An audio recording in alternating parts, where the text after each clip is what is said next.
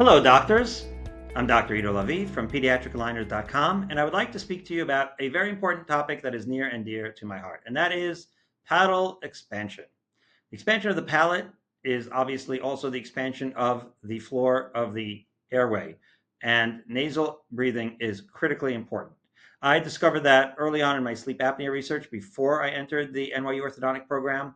Upon graduating the NYU orthodontic program in 2003, I immediately began doing so many palatal expanders that those who were competing against me in the neighborhood and advertising the advertisement said, "Come to us so that you can avoid the palatal expander." The reason why I was undeterred was because of patients like AB Baby. I had treated his family. AB Baby is a Down syndrome patient, and he's part of also Shalva, a school for Down syndrome patient. And he and many of his classmates were my patients. And as they have high palatal vaults and macroglossia and midface deficiency and other things, those clinical presentations lend themselves to airway constriction. And so I discovered what I knew had to be true due to logic, that by expanding their palates, I was expanding their airway and in some cases getting dramatic results. There was one particular 12-year-old girl who had not slept, according to her parents, more than 3 minutes her entire life. This had devastating effects on the family. Father was out of work. The siblings are dysfunctional in school. They were dysfunctional in the office. They were dysfunctional at work. They were dysfunctional most so at home. And so this was a tremendous amount of pain that the family was carrying around. And I didn't know it. I told them that I can't say I definitively have the key to unlock all of the problems and to solve them. But in fact, I kind of did. That key that turned the screw quarter millimeter at a time, believe it or not, once the area was open, child began to sleep. Once she began to sleep, her behavior and many of the other symptoms changed. And once that happened, the family began to rehabilitate to the point where they came back to me really fully rehabilitated, really reborn, really renewed. And that is an experience as a clinician that you can't ever unexperience. And it motivates you to understand the power that we have if we give our patients the proper treatment in the proper situation. We really have the power to improve the quality of our patients' lives. So that's something that I'll never forget. And so that was how my career started in 2003. Fast forward to 2025. You guys have to see this guy. This is my dear grandbrother. What's a grandbrother? Well, in NYU, as in many orthodontic schools, you have a sibling, so to speak, that you share your cases with.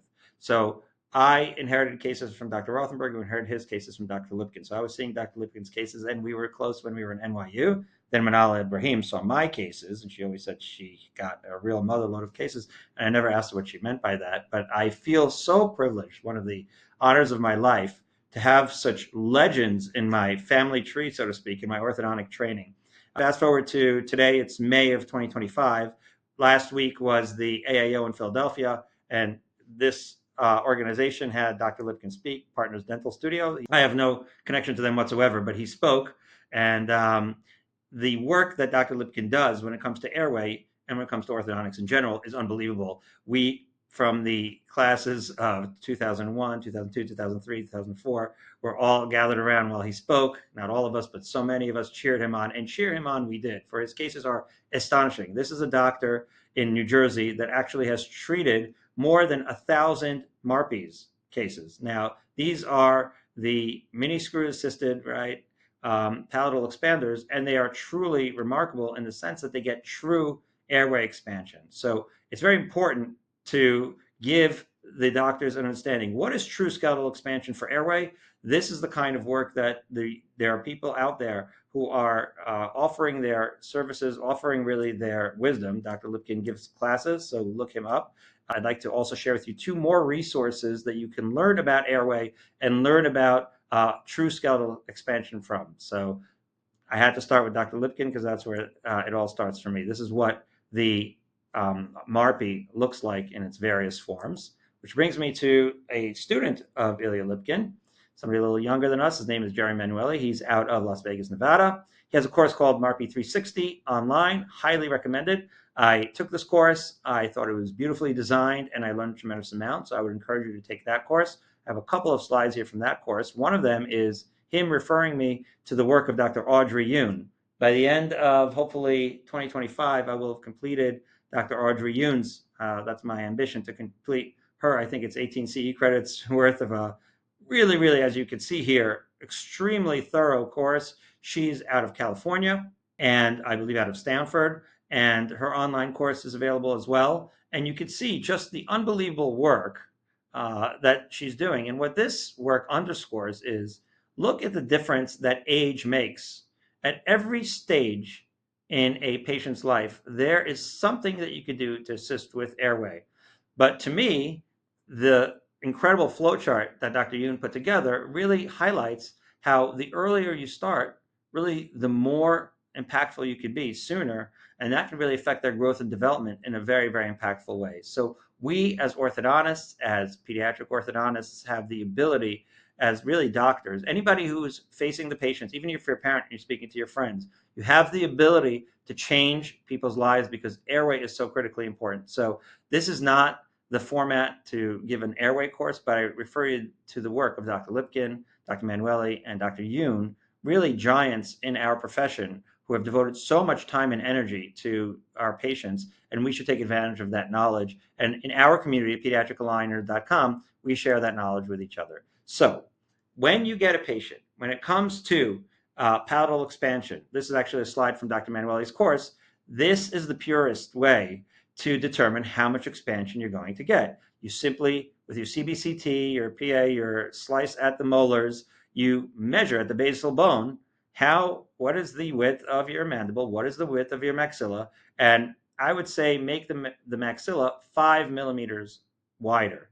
They say 3 to 5, but maybe you want to get some additional, right? You're going to want overcorrection because don't forget, Dr. Manueli is using a MARPE here. If you're using an RPE or an IPE, then you're not going to get full skeletal expansion. And so I would overcorrect by making maybe 5 or 6 millimeters wider. And that becomes important because even though it's true, and here's how it profoundly can affect this actually without even a total correction, right? This was approximately 4 millimeters of correction and still needs more, but look at the difference in the airway. You can really impact a patient's life with this kind of treatment. Now, what I was pointing out was, and Dr. Manueli over there was talking about a MARPE. Now, when you are screwing a palatal expander into the palate, you're getting true skeletal expansion and really impacting the airway in the most profound way, and you can calculate how much. When you're using either an RPE or an IPE, and of course it depends on age, that's of course the case, and that's always the case in all of our treatments, then you don't know exactly how much skeletal expansion you're getting, or some dental tipping as well. Studies show you may get as much as 50% of dental tipping in a 13-year-old with an RPE. Okay. Now, I, as a aligned faculty, get asked a lot of questions about the IPE, and that's why I thought it would be important to point out there are two ways that I would recommend to determine how much expansion you need. Now, when we're using an RPE, we're turning the key, and then when you turn the key, we kind of can eyeball it, right? Oh, okay, it looks like we no longer have a crossbite. Let's overcorrect it a little bit, and then we'll stop turning the key, and we'll tie it down so that it stays, etc. When you're using an IPE, right away when you submit the case, and in our course we show case submission and duplicating the scans, etc. But when you do that, when you submit the case, you have to ask them and how much expansion you want in the beginning. So you could use the method that Dr. Manueli shows, right? Just the classic method of you have a PA, sort of an CBCT face-on view, and measure the basal bone and get maybe 5 or 6 millimeters wider than that, right? But rather have more than less, and then just give that to the patient. Mind you, the way this is designed, the IPE, the Invisalign palatal expander, it's made to be more accessible to patients, to increase acceptance, right? What are the advantages of the IPE over the RPE? Basically, you don't have to turn a key. It's more cleansable, right? It's like you could take the dishes out and clean them and put them back in. It's meant to be worn 24/7, even while eating, but food doesn't get stuck in there. And in that sense, it's more hygienic. And so it's a very nice design, and it has been shown to work very well, very nicely. And so if you plan ahead, the IPE can be a good option for you. Mind you, if there's a patient who doesn't want an RPE and instead the IPE increases acceptance, so then it's worth everything, right? All of the research and design and marketing and really learning curve that any doctor would go through would be worth it if offering an IPE to your patients would make them more likely to accept this kind of treatment. once we know how much this can affect airway, it is certainly incumbent upon us to offer them as an option. And if that would be what would help them take it as an option, then certainly it's worth all the research and all the efforts that's gone into it. So the way you would measure the IP, again, you could either measure it the way you would do it with the MARPI, just maybe add a little bit more for some overcorrection, or you could, and again, I showed that on the course, but you could duplicate the scan and then run the case as a regular pediatric aligner case, like an Invisalign First case, with full sort of unrealistic expectations of expansion. And in so doing, you would expand the lower arch, which you don't really do, obviously, with an RPE or an IPE, but you would upright the lower molars. And in so doing, when you upright the lower molars, then you see where your molars would have to be in order to properly overlap uprighted lower molars. And in so doing, you can reverse engineer what the expansion of at the molar level would have to be in order to accomplish that. So you're sort of doing the ClinCheck for a pediatric aligner case in order to determine the lateral amount of expansion that you would need in your IPE. And at that point, you can either continue with both together, which is to say the IPE together with a lower aligner if you were so inclined, or you could do the IPE alone and then do the upper and lower rescan subsequent to that and do the upper and lower aligner after that and start subsequent to that. But either way, you would use the ClinCheck of the Invisalign First in order to determine the width of the IPE. So I hope that is a helpful tidbit for you. And again, IPE versus RPE, you would be using it based on what you think the patient would appreciate more. This case of mine was done without an IPE or an RPE. This was just done with aligners. And this is part of why I'm recording this, because people ask me all the time, shouldn't you be doing expansion on this? And the answer is I am, and I'm not doing expansion. There is no airway expansion, most likely, in a situation like this. There's no sutural expansion. You see, by the way, the sagittal correction. This is one of the cases that I show to highlight how much true alveolar changes we can get when we get these patients in early mixed dentition. This is a year of treatment. And certainly, one of the most shocking things for me, look at how much alignment we're getting here. Look at how much extra room there are for the canines over here. And hello, Lumina. You see the better resolution on the Lumina scanner here. And to me, the fact that the premolars are erupting where I had placed this alveolar bone, so to speak, so that shows me that I accomplished something on the alveolar level. So I would call this orthopedic change. I wouldn't necessarily call it true skeletal expansion, certainly, but I would call it orthopedic change. It's like a slow palatal expansion. Slow palatal expansion is still expansion. It's just expansion sort of at the alveolar level. So I call it osteoshaping. You're shaping the bone, and shaping the bone can be also very effective. Don't forget, look at this architecture over here, the narrow domed architecture anteriorly over here. Is there more room for the tongue, do you think? Are there other aspects that help growth and development for this young patient other than just the lateral dimension? And I believe that there are. But the lateral skeletal dimension, that airway that you're going to get, that floor on the nasal airway, is clearly the biggest contributor, I would say, to airway. But these are other very important contributing factors, I would say. So the message I want to give is do not stop at the RPE or the IPE or even the MARPE. Don't stop. As soon as you get that right away, I would recommend going right into these other treatment modalities of the pediatric aligners in order to develop the rest of them. So this is a well-known appliance by some. By the way, the legends, Dr. Barry Rafo from New Jersey, also a big airway legend. So I believe I've seen him associated with this Alpha appliance. And again, it's an attempt to get this very, very important early correction. When I speak for Align, they ask me to show that this is not an Align appliance, which I find funny because obviously nobody thinks that this came out with the Lumina, this metal appliance. But by the same token, this removable appliance has certain claims. I got it right off the website, which is it's removable, it's barely visible, focused on facial development. These are lofty, important goals. So this is a really important appliance. But what I would say is an RPE, an IPE, an ALF, you'd have to study these appliances to see whether they are as good as Marpy, right? Obviously, if you speak to Dr. Eli Lipkin, who's done over 1,000 Marpies, he's going to think that every other appliance is going to fall short of what he's able to accomplish because he's profoundly invested in airway in the most profound way. But certainly, many doctors who care will use different modalities, and that's not the point. But the point that I wanted to bring up, and this is actually a ALF appliance that ended up in my office, so that's the Lumina. And what I wanted to bring out from here is that although it did do some things for the patient and ended up with a nice wide in the posterior, it doesn't have a lot of the aspects of the Invisalign pediatric aligner. It doesn't have anterior development. It's not sequentially staged. It doesn't have some of the power that you can get from the occlusal forces, and so all the other things that we explain in our course. And so what I would urge you not to do is to stop at this stage.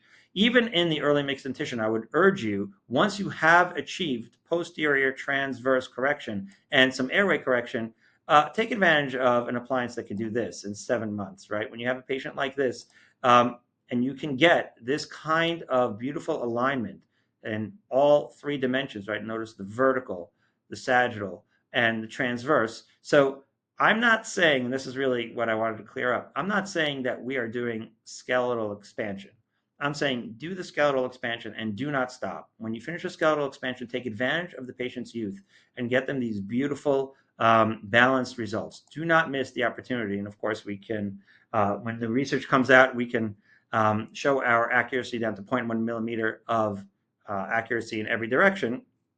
And so that which is called phase one or early, and this is really my mantra, I no longer call it early treatment. I call it timely treatment. This is Sadie's first day of, her mom sent me a second grade, Sadie's first day of third grade. This is what we see time after time again. We see them in the early mixed dentition. We allow the laterals to come in. And so phase two in our mind is already too late. It's hopefully not too late, but it is not an interceptive treatment when they're 7 and 8 years old. It is comprehensive. This patient, I know it looks like 5 years of treatment or CGI. This is 1 year of treatment. This is how they start, right? And this is how they finish. They finish in early mixed dentition, but with an adult looking kind of presentation in order to establish proper alveolar balance. The joke I say is that this kid has to get a whole new friend group because he's no longer comfortable hanging out with kids that look like that. That joke will eventually get me in trouble, but I do think that it's funny because he did so incredibly well and I feel so gratified. He's so happy. And so I think that it's worth it to point out that the earlier start, the more profound results.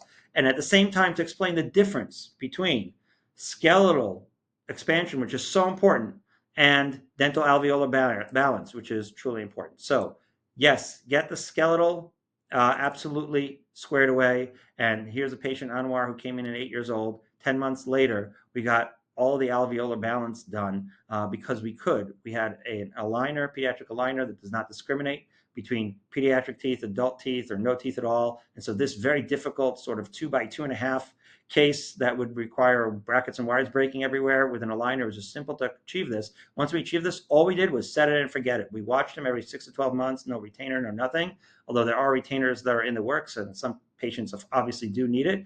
And this is him 4 years after the first 10 months. So 5 years into treatment, he doesn't need retention. He is balanced. And so timely orthodontics doctors, do not miss the opportunity to establish stable alveolar balance. If you want more information about that, I am available on pediatricaligners.com. You don't have to buy the course. You could just contact Dr. Lavie for free. I'd be more than happy to discuss it with you. You can encourage me, you could discourage me, but I thank you for your attention because I do believe that this issue of expansion is so incredibly important for our patients, and that indeed is, at the end of the day, our community is devoted to that goal and to make the world a better place, one smile at a time.